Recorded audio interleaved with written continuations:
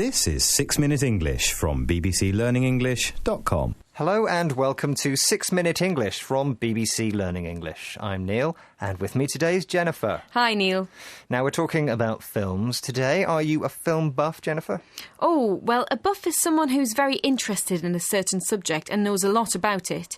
Now, I do like watching films, both at the cinema and at home, but I wouldn't really say I'm a film buff because I don't have a lot of knowledge. What about you, Neil? Likewise, I do enjoy the cinema, though Hollywood movies aren't really my favourite. I do like a good art house film, though. The movies we're talking about in today's programme aren't any old films. We're talking about the United States National Film Registry. But before we get into that, I've got a quiz question for you, Jennifer. Are you ready? Oh, go on then. Taking into account inflation, which is the amount money loses value over time, which film has made more money than any other in the history of cinema? Is it A, Avatar, B, Gone with the Wind, or C, Titanic? Oh, that's a difficult one, but I think it will be Titanic. I remember it coming out at the cinema around 1998, and everyone I knew had to go and see it, so I think it must be that one. OK, well, we'll find out the answer to that at the end of the programme.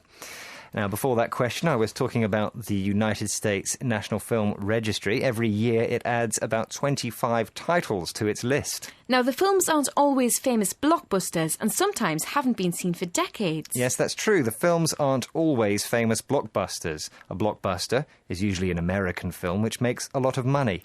But the films do have this in common. It's been decided that they are all of lasting cultural, historical and aesthetic importance. Yes, the US National Film Registry has decided that all the films are of lasting cultural and historical importance for the United States. They're also beautiful and artistic, so they're of aesthetic importance. Here's more from the BBC's arts reporter, Vincent Dowd. 70 years on, the US National Film Registry has placed it on its list of historically important American film. The list's been going since 1989 and around 25 titles are added annually.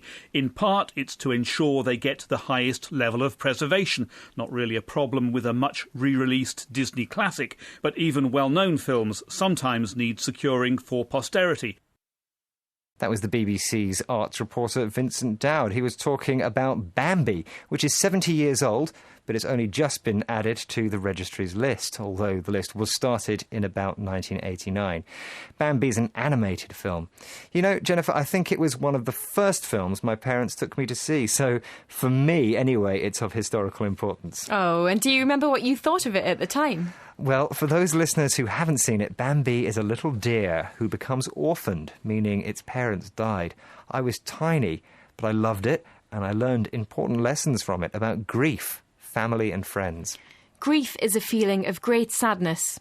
Well, perhaps I better watch it. What do you mean you've never seen Bambi? I can't believe that. You've got to go home and watch it immediately. OK, I will, but it sounds like it might make me cry. I think there's no shame in crying about Bambi. Now, luckily for you, Jennifer, the US National Film Registry helps to make such old films available to future generations by looking after them in the best way possible. As the reporter Vincent Dowd said, films get the highest level of preservation. He says even well-known films need securing for posterity. That's right, even famous films need to be made safe or secure for future generations, or as the reporter said, for posterity. And let's just listen to that clip from the BBC's arts reporter Vincent Dowd once again. 70 years on, the US National Film Registry has placed it on its list of historically important American film. The list's been going since 1989 and around 25 titles are added annually. In part, it's to ensure they get the highest level of preservation. Not really a problem with a much re-released Disney classic, but even well-known films sometimes need securing for posterity.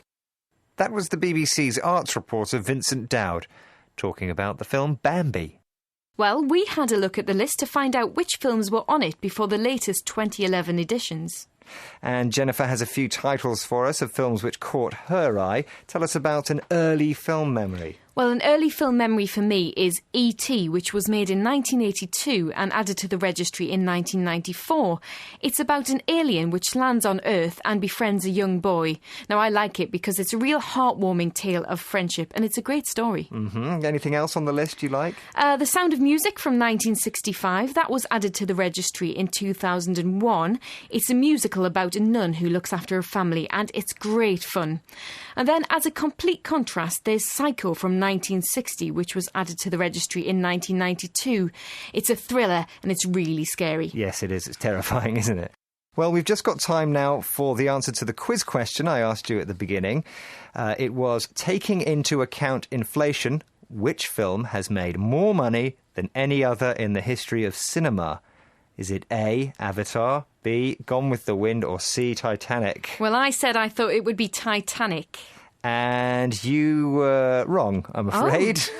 The answer is Gone with the Wind, which didn't make as much money as Avatar, but if you take into account inflation, it has.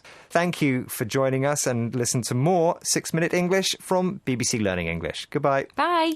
That was 6 Minute English from bbclearningenglish.com.